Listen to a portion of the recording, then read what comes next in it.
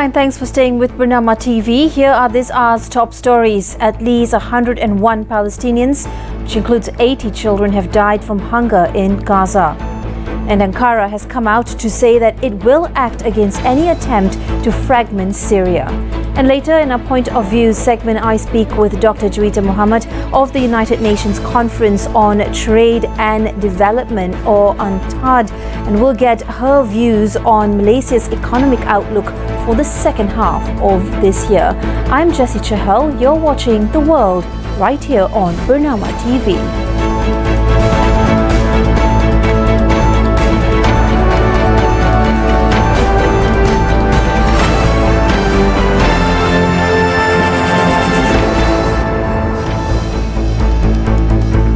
We begin with the big story in Kuala Lumpur. Earlier today, the Prime Minister Anwar Ibrahim announced new cost of living measures, including a one-off 100 ringgit, and that's roughly $21 cash aid for all adults distributed through the national ID cards, simply known as the IC. Now, fuel subsidies are also on the way, with petrol set to drop to 1 ringgit 99 cent per litre under the new targeted system.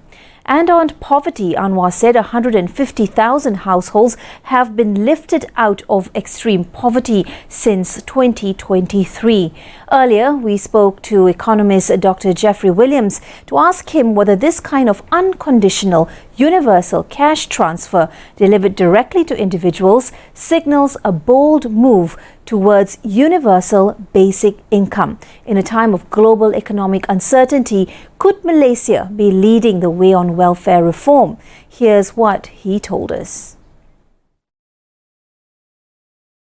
This is a good initiative, which is a pilot for possible reform of the STR-SARA program to create a possible universal basic income, which would be a first in the world, and it would set Malaysia as a leader in welfare reform. It's got all of the features of a universal basic income because it's a cash transfer. It's given to individuals, not to households. There are no conditions in order to receive the cash, and it's available to everybody universally, to all Malaysians, without the need to apply. Now, this is important because it makes it very easy to administer, and it reduces the risk that people who would otherwise be eligible wouldn't be able to get it. Now, for the moment, it's a one-off payment, but it will provide very useful lessons to help us to design a regular monthly payment so that Malaysia can become the first country in the world to have a universal basic income. And this would be part of Prime Minister Anwar Ibrahim's legacy.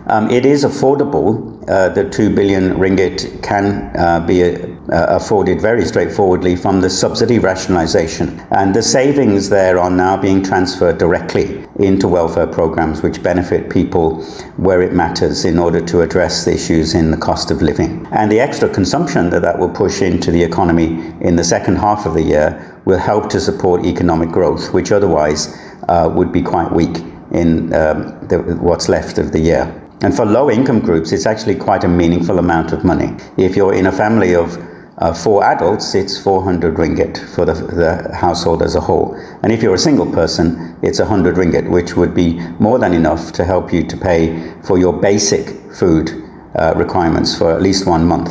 And this money is likely to be spent in local shops and local communities. So it would be good for local businesses, especially SMEs. So it's a really good move, and the Prime Minister deserves a lot of credit for this initiative. And we wait to see what will be the effect and what will be the impact, and whether it can form the basis of a universal basic income given regularly on a monthly basis to everybody. Well, that was Dr. Jeffrey Williams, founder and director of Williams Business Consultancy. He chimed in on Malaysia's Prime Minister Anwar Ibrahim's announcement, a new set of cost of living measures in a special announcement made at 10:30 a.m. local time in Kuala Lumpur, 02:30 GMT. Well, moving on, the Norwegian Refugee Council says its aid stocks in Gaza are now completely depleted, with some staff reportedly starving.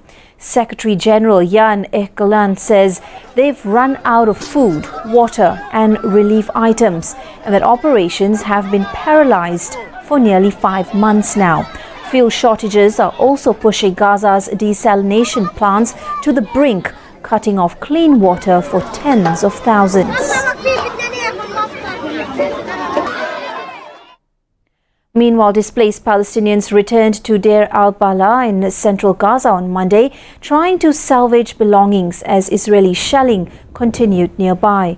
Smoke rose in the distance as families sifted through the rubble, remnants of their temporary refuge. Israeli tanks moved into the area in what officials say is a search for hostages, with around 20 believed to be still alive.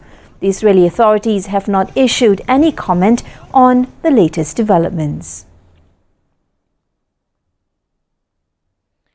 According to health officials, at least 101 Palestinians, including 80 children, have died from hunger in Gaza, most of them in recent weeks.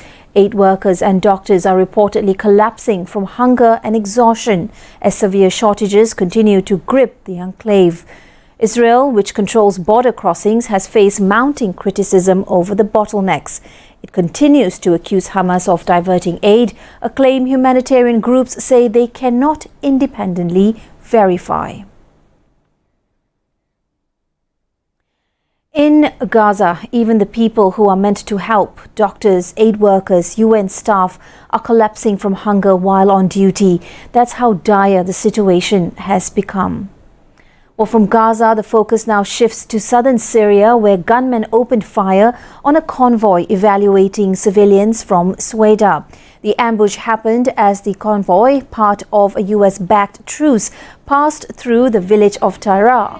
Footage shows Red Crescent buses surrounded by crowds with gunfire heard nearby, but no injuries were reported. The evacuation follows days of clashes between Druze fighters and Sunni Bedouin groups. A ceasefire took hold on Sunday.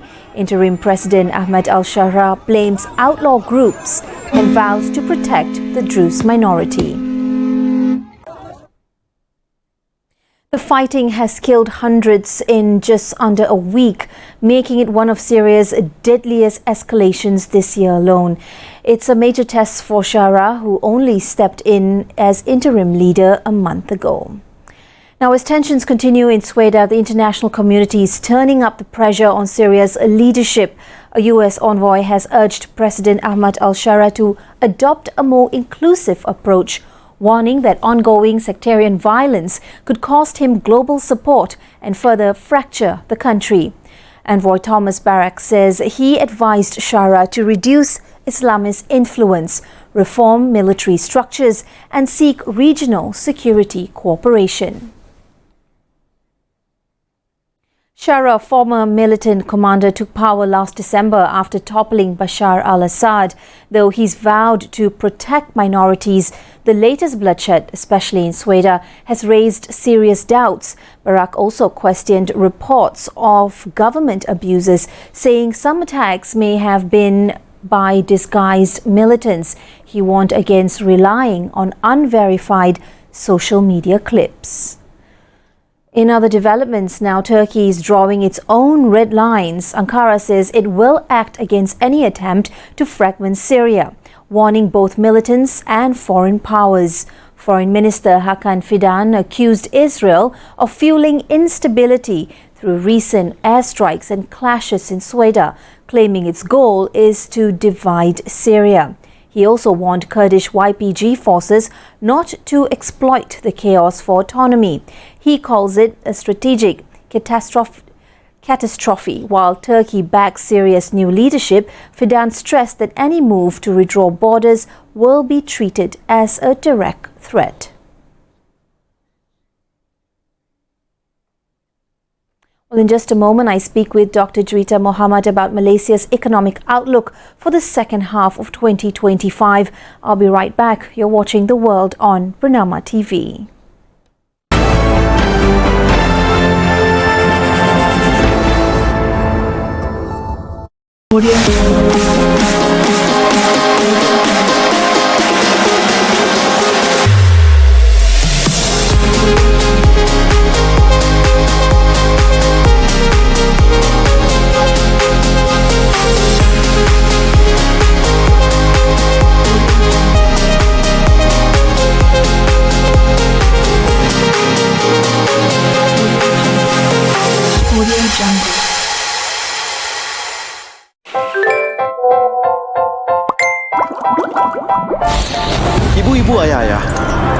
kita kini terdedah kepada dunia tanpa sempadan, penuh ancaman dan tipu daya. Jangan biar anak-anak kita melayari media sosial tanpa pengawasan, kerana itu boleh menjadi permulaan kepada silap langkah dan kerosakan. Kita tak boleh leka. Pastikan anak-anak kita dilindungi daripada bahaya cyber yang tak kenal waktu. Pantau setiap aktiviti dalam talian mereka. Dunia digital mesti menjadi ruang yang selamat, bukan perangkap yang memusnahkan masa depan anak-anak kita.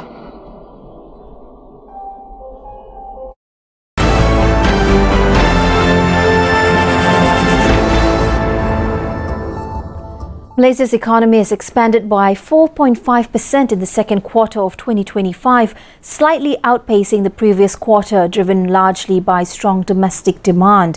But with global trade uncertainties, geopolitical tensions and sectoral shifts on the horizon, what can we expect for the second half of this year? Well, to help us unpack the numbers and what they mean moving forward, we're now joined by Dr. JUITA MOHAMAD, consultant at the United Nations Conference on Trade and Development, or UNCTAD. Thank you very much, Dr. JUITA, for joining us, and welcome. Now, PMX has just made a few announcements earlier in the morning. From your point of view, what stands out the most? Well,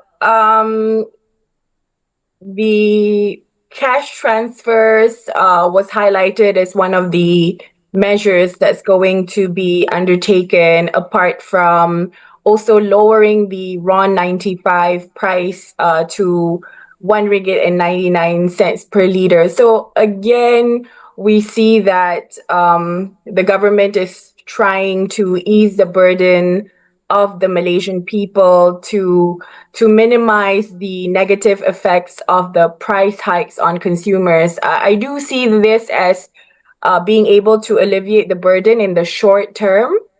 But in the long term, and I've said this before, in the long term, these instruments and these interventions, they need to be rationalized in order to avoid sustained dependence on subsidies and also the usage of price ceilings, which again would not be economically viable over the long term. So here we do see that it's a one-off cash transfer, but if it was going to be over a period of time, I don't think it will be economically sustainable. In my view, a formalized social safety net program needs to be developed to ensure financial assistance and also aid can be targeted and funneled to the vulnerable households and groups effectively and transparently. And it goes back to what is the objective of the government with these handouts? Is it to alleviate poverty, or is it just to ease the burden of the people in the short term? Because in the long term, I don't see this being sustainable again. So this is why I think to minimize the negative impacts of price hikes on the consumers in the long term, we need to be looking at a more structured and a more shock responsive social safety net for social protection, so that targeted financial and non-financial aid can be channeled to vulnerable households and groups so that it is more effective in the long run. Well, Doctor, we saw Malaysia's economy has grown by 4.5% in the second quarter of this year. That's been driven primarily by strong domestic demand. From your perspective, how sustainable is this domestic-led growth amid what's happening globally with all the uncertainties? So as we all know, Malaysia is a relatively small economy. It's a small open economy that is very much integrated into the global market. So even though strong domestic demand signals positive business and also consumer sentiments in the short term, this positive sentiment may not be sustained in the medium to long term if real wages do not grow and if local SMEs are not integrated into our global supply chain as exporters. So to grow, we need to, of course, expand locally, but we also need to be expanding internationally through trade and also investment activities. And when I say we, I do not mean just the GLCs or the GLICs, but I also mean that we should pay extra attention to developing and supporting our SMEs to venture across borders beyond the Malaysian market. Across borders beyond Malaysian markets, and that means to expand globally as well. Yes. We've also seen that the chief stats has highlighted that the drag from external trade, citing tariff developments and geopolitical risk, have been sort of underscored and underlined. How significant are these factors in shaping Malaysia's resilience, whether it be short-term or mid-term economic resilience? So I would say that it is very significant simply because we are a small open economy that is, again, very much integrated into the supply chain for various products, including electrical and electronic products like the SMEs, electrical machinery and equipment, industrial machinery and components, and also furniture and bedding for Malaysia and also ASEAN. So whatever tariffs that is going to be introduced by the US will impact Malaysia because we do trade quite closely with the US. But looking just at the short-term impacts, we might see that the impact of tariff hikes will impact price hikes, not just for American users, but also globally in the long term. So this would happen when producers and exporters need to grapple with lower world prices, and again, this is going to be something that is long term. They will need to compete with either neighboring countries or other producers on a basis of cost per unit. So this is when Malaysia would need to compete with other countries in ASEAN, for example, on electrical and electronic goods after the price hikes. And again, these price hikes in the long term can subdue global demand. Again, it is going to be difficult for producers and exporters to scale up their production when global demand is going to be dampened. This then becomes a catch-22 conundrum. So in the short term, output and productivity will be impacted negatively, and it may also lead to increase in inflation, or there will be inflationary pressures due to these drastic tariff hikes. Okay, now we look at some sectors, services and construction, that continues to lead sectoral growth, while some other sectors has seen not much change. What does this tell us about the structural direction of Malaysia's economy? So for the services sector, when you look at the amount of labor and the amount of the contribution of GDP, we do see services as being one of the leading sectors. Again, it's quite big in the exportable sector. So while we do see manufacturing sector has moderated in terms of growth, I think this is also due to the signals that's coming from the US. And again, a higher tariff rate would again impact American and also global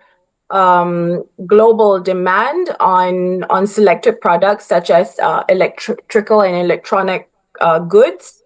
But it's good to see that the services sector in Malaysia is also booming, and this has a lot to do also with the growth of the ICT sector and the boom of the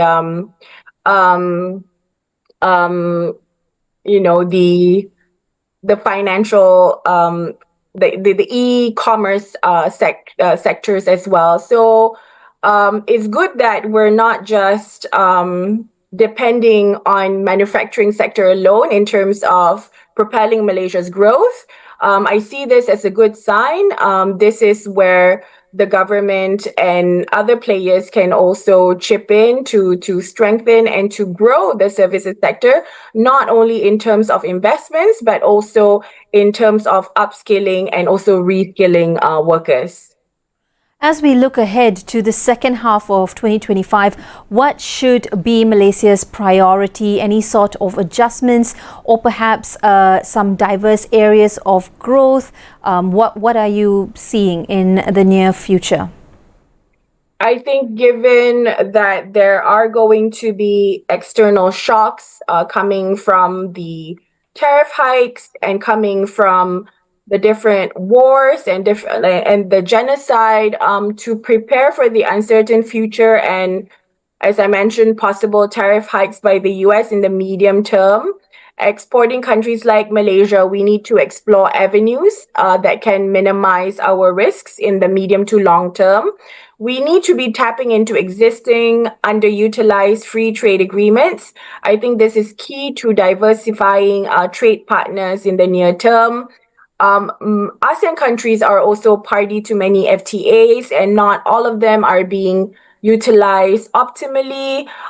We should be exploring new partner countries to cooperate and trade with, so that we can minimize dependency on the American market in the near term. And we do see that recently ASEAN has also signaled their interest in signing up to the CPTPP agreement, again, to widen the network of trade partners in this region and beyond.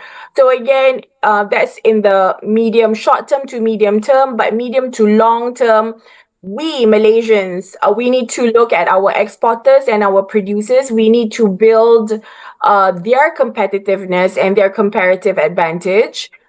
If an exporter is no longer able to compete based on cost per unit, then they need to be thinking about product diversification strategy, so that they can compete more effectively. So apart from product diversification, exporters and also producers in Malaysia need to be thinking about moving up the value chain to produce products with higher value added content. So this is another way to differentiate our products to that of our competitors. And again, if the trade war impacts the supply chain, of course, a reconfiguration of the supply chain with partially new suppliers is needed in the long term. Doctor, I'm going to have to jump in there. We don't have much time left on the clock, but we want to thank you for joining us today and giving us your insights into Malaysia's economy for the second half of the year. That was Dr. JUITA MOHAMAD, a consultant at the United Nations Conference on Trade and Development. Now we continue with Bernama World. Donald Trump says the US has struck a new trade deal with Japan that includes a 15% tariff on Japanese imports and over $500 billion in Japanese investment into the US. In a post on Truth Social, Trump also said the deal will expand American access to Japanese markets. This includes cars, trucks, rice, and select agricultural goods. However, there was no mention of easing tariffs on Japanese cars, a major export sector which currently faces a 25% tariff. Details remain limited and officials from both countries have yet to confirm terms. In another major trade move from the White House, President Trump says the US has concluded a trade deal with the Philippines following a meeting with President Ferdinand Marcos Jr., the first Southeast Asian leader to visit Trump in his second term. The announcement marks Trump's third trade agreement in the region after Vietnam and Indonesia, as Washington seeks to strengthen alliances amid strategic tensions with China. The US ran a trade deficit of just under $5 billion with the Philippines last year. Well, if you've been following the tariff saga, Trump recently threatened to hike tariffs on Philippine imports to 20%.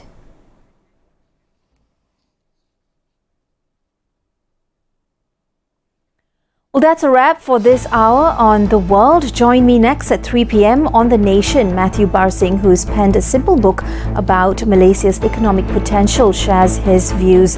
Now, for the latest updates, do visit Bernama.com and follow us on our YouTube, X, Instagram and Facebook social media pages. Also, for news on the go, do tune in to Bernama Radio. That's at 93.9 FM. Thanks for watching.